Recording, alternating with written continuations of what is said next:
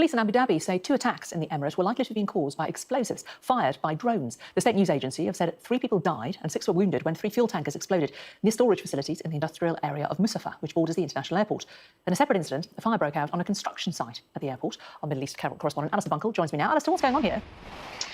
Yeah, I mean, the first reports that we had was that it was not a particularly serious outcome to these drone attacks and that there had been no serious casualties and the damage was limited. And then quite quickly it materialised that actually at least 3 people have died, 2 of those Indian, 1 Pakistani, and 6 others wounded, although we're told they're in a mild condition. And if you look at these pictures here and that plume of smoke, you can see that, I mean, clearly that the drones that the Houthis used to attack this complex had a pretty big effect because the UAE, although it has been subject of these drone attacks by the Houthis before, often tried to downplay them. And I don't think there was any chance of downplaying this incident. Now, the airport complex is a large complex in Abu Dhabi.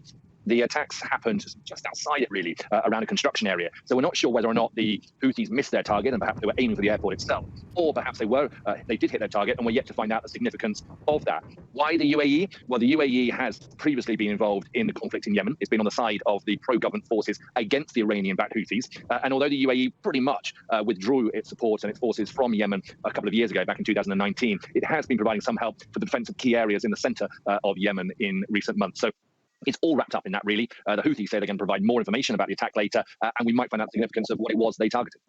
Alistair, thank you. Now, could today be the saddest day of the year? After the holiday season, the third Monday in January is often referred to as Blue Monday, but the Samaritans have called it Brew Monday, encouraging people to grab a cuppa and have a chat to help suicide prevention. Let's go to Sky's Madeleine Radcliffe, who's at Waterloo Station for us this lunchtime. Madeleine, what are they doing down there? Well, at Waterloo Station, it's cold, people are back to work. Christmas is well and truly over, it's dark in the mornings, it's quite miserable. In fact, it's meant to be the most miserable day of the year. But the Samaritans are here at Waterloo Station and at stations across the country to remind people it's not just about today, it's important to talk about your mental health and how you're feeling every day of the year. So they're handing out tea bags, encouraging people to have a cup of tea and a chat and talk about how they're feeling. They've also got artists who have been doing work to promote Brew Monday, and I'm joined by one of them now, Emily, who's been created a work about. What is this message today and why is it important to you, Emily? So it's a really important message to get across to people. Any day of the year is important to reach out and talk, but today, Brew Monday, to take on Blue Monday, just reach out and have a cuppa with somebody, reach out to a friend or family member, and just the act of talking and subsequently listening is really, really important. And tell me about the artwork that you've created to promote Brew Monday. So I've created an original painting called Listen with Love. It's full of colour because that's personally what lifts my spirits, and I hope to make people smile. So it's up in Waterloo Station and stations across the country to just bring a smile and encourage people to reach out and have a chat. So it's about those, thank you, it's about those little things, cups of tea, bright colours, something to cheer your mood, not just on this most miserable Monday, but other Mondays. And I've got one of the Samaritans volunteers who've been running the project, Olivia here. What's the reaction been like today? Have you seen people really engage and lift their mood? Yes, we definitely have, particularly in the morning with the commuter rush, but also lots of passengers have been coming over, wondering about why we're handing out tea bags, and we're just saying, it really is now more than ever that people need to connect with one another, look out for each other, and build that human connection that we've lost over the last couple of years. Thank you. And it's especially important. We've got the latest stats from the NHS that suggest over half of us, more than 50% last year, were worried about our mental health. Now, whether that's work, loneliness, all the normal complaints, problems, or the bigger issues like lockdown and the fear of the virus, it's been a really tough time for a lot of people not able to go out and socialise. So that's why the Samaritans are hoping to turn Blue Monday into Brew Monday and remind us about the little things, the importance of chatting and stopping over a cup of tea, even in the middle of the commuter station, Waterloo. Madeleine, thanks very much. And anyone who is being affected by that report or is emotionally distressed can always contact the Samaritans for support on 116 123 or via email at joe@samaritans.org. Let's get a look at the weather. Look forward to brighter skies. The weather, sponsored by Qatar Airways. Southern parts will be mostly settled over the next few days with overnight fog and frost, but there'll be some rain elsewhere.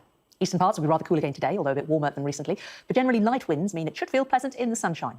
The afternoon will be calm, dry and sunny for most of us, but far north and west of Scotland, northwest England and the south of Ireland will be quite cloudy. The windy north of Scotland can expect a little drizzly rain. England and Wales will stay mostly clear. The weather, sponsored by Qatar Airways. This is Sky News Today. Coming up, COVID isolation period cut to 5 days. But isn't it moved too soon? We'll talk to Professor Christina Pagel from University College London next.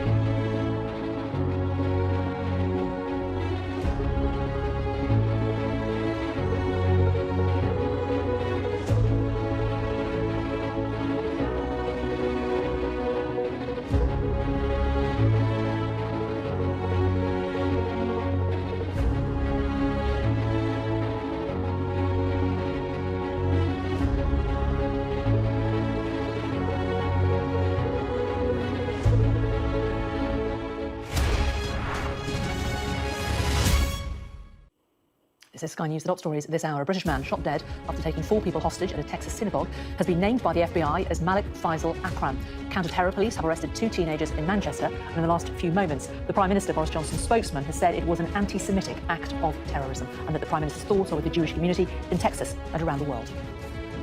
Boris Johnson has submitted himself for questioning by the senior civil servant Sue Gray, who's investigating alleged Downing Street parties held during the national lockdown.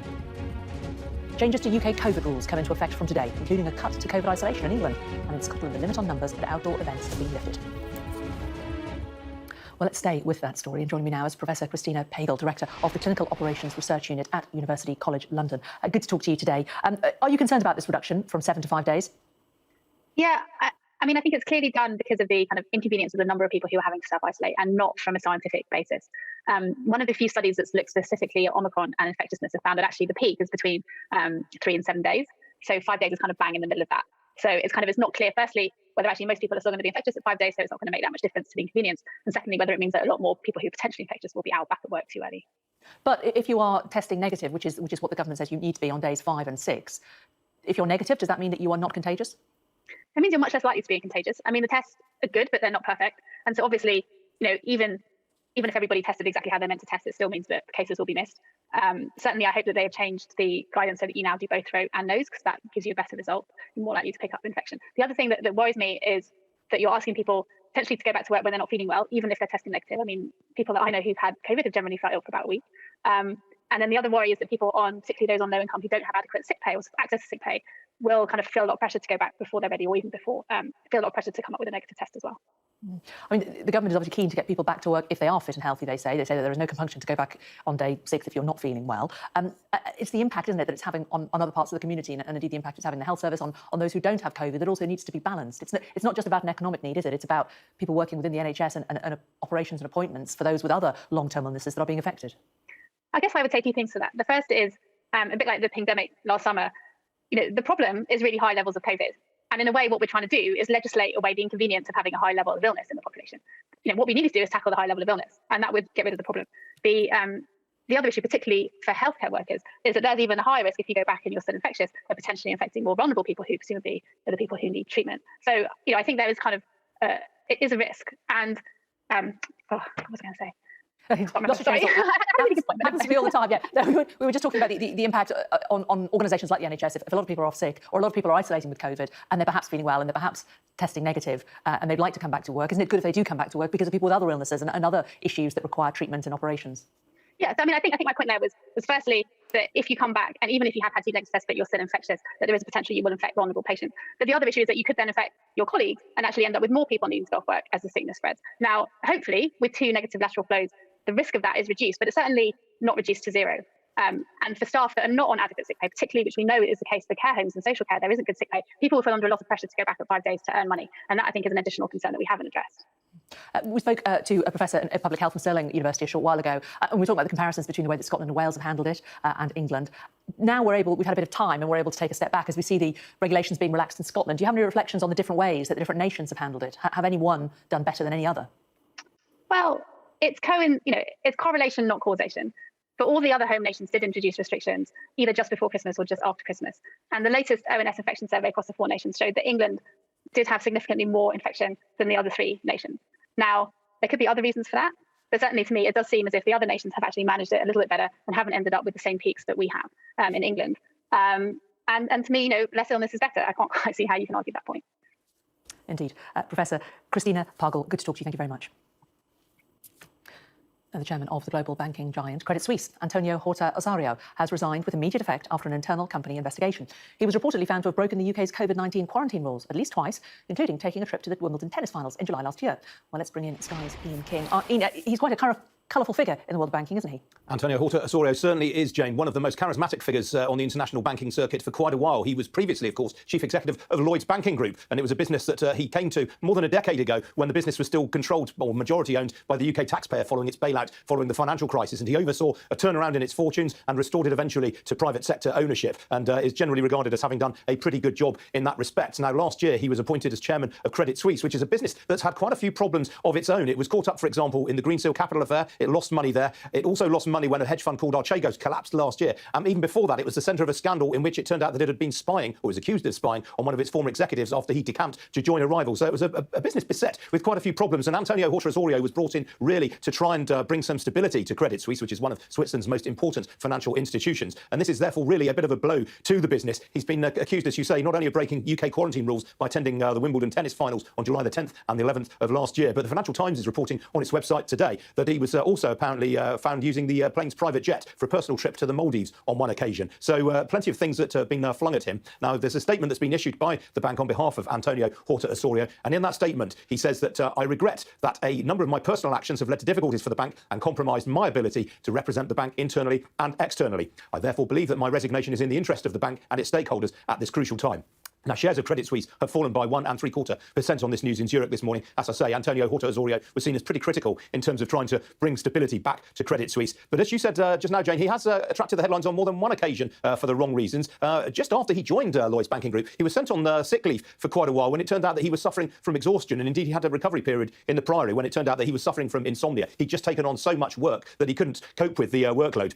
This was at a time, as I say, when he was trying to see the bank's recovery from the financial crisis and its subsequent bailout by taxpayers. And indeed, Antonio Horta Osorio subsequently became quite a strong advocate here in the City of London for looking at the mental health and well-being of financial services employees. But then more recently, he hit the headlines again for all the wrong reasons when he appeared on the front page of The Sun, when it turned out that he'd been having an extramarital affair. And that caused no shortage of commentary either. So a very, very charismatic, quite a controversial figure. I think Credit Suisse, though, will be sad to see the back of him because, as I say, he does come with a very, very strong personal reputation. Ian, thank you very much. In 1969, Muriel McKay was kidnapped from her home in London and never seen again. 9 months later, despite the absence of a body, 2 men were convicted and imprisoned for her murder. Both men declared their innocence, but now Muriel's children believe they may finally have learned the truth about their mother's fate. Our crime correspondent Martin Brunt has been speaking to one of her daughters. This is the farm where Muriel McKay's family believe they will find her remains more than 50 years after her kidnap and murder. One of her abductors has confessed he buried her behind a barn. It's been an ongoing, underlying anxiety always, and you can lock it away, which of course I have done. I had to. I had 3 children. I couldn't go around being a wreck. But it's still there, and occasionally it would just take you over. Mrs McKay was kidnapped in a ransom plot. Her body was never found. She was married to newspaper executive Alec McKay. Her kidnappers mistook her for Anna, the wife of her husband's boss, Rupert Murdoch. Brothers Arthur and Nizamuddin Hussain, here on the right, were jailed for Muriel's murder, but never explained what happened to her, until now. Nizamuddin told the family's lawyer. I never killed her. So how did she die? She had a heart attack? Yeah. Who buried the body? It was me. You buried the body? Yeah. What do you mean you think it was you? What do you mean? Do you believe him? I do.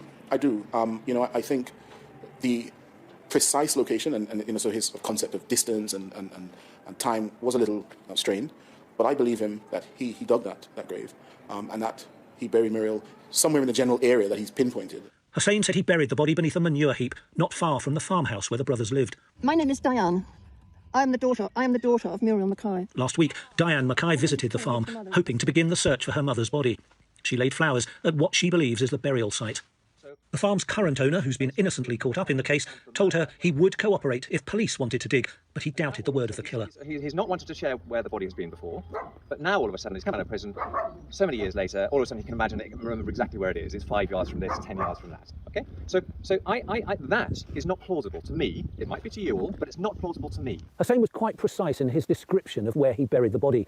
There's a wooden gate, he said, a barn beside it. You walk forward 10 feet, then 10 feet this side. Somewhere around there is the body.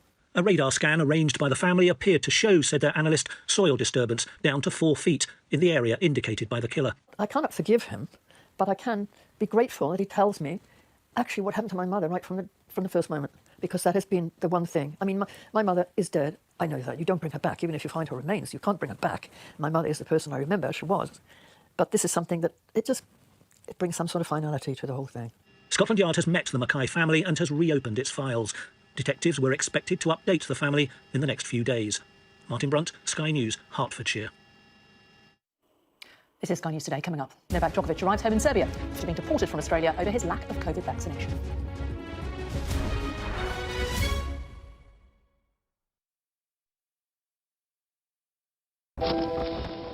The wind was like pulling us out of that little room. Mandatory evacuation, you must leave!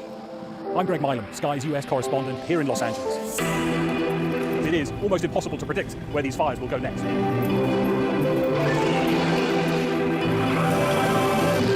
claim to be the best and most trusted place for news. This gives you an idea of the strength of those winds, strong enough to bend and twist metal. You trying to run me over, Sir Philip? No, go away. Look like it, sir. Will you respond to those who made accusations, Sir Philip? Can you go away? I've seen the dark side of America. We are standing on the supply line right into the heart of America's opioid crisis. I've seen heartbreaking human stories. There was a river of blood coming out of the mosque. That's a scene that you don't forget. Christchurch has been changed forever by what happened here.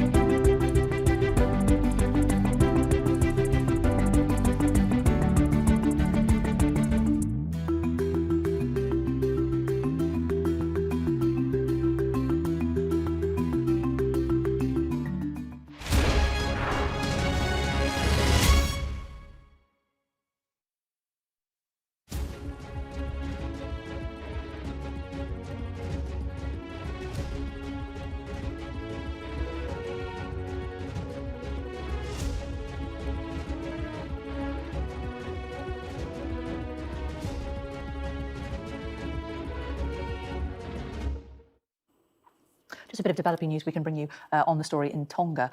We know that there is a British woman who is missing out there. Well, we've just heard in the last few moments from the Foreign and Commonwealth Office. They say that they are supporting the family of a British woman reported missing in Tonga and are in contact with the local authorities. Any more details we get from them, we'll pass it on to you. Now, from today, people who test positive for COVID in England will only need to isolate for 5 full days as long as they test negative on days 5 and 6. But some experts believe the move is risky and not based on the science. Sky's Laura Bundock has this report. Stuck indoors, 9-year-old Eloise has been isolating since Thursday, off school and back home learning. The changes to the rules mean she could soon be out. I'm just really excited to go back to school if I can. And on Tuesday, if I get a negative result, I'm meant to be going back to school, which I really, really want a negative result, but it might not happen, so. But you're hopeful? Yeah. Her parents also hopeful. They're both teachers and juggling taking time off. We've had to look at our timetables at school and make a decision about who's got the lighter timetable that day, or, I'm lucky I've got a department that can cover for me, and we've got very few members of staff away from school.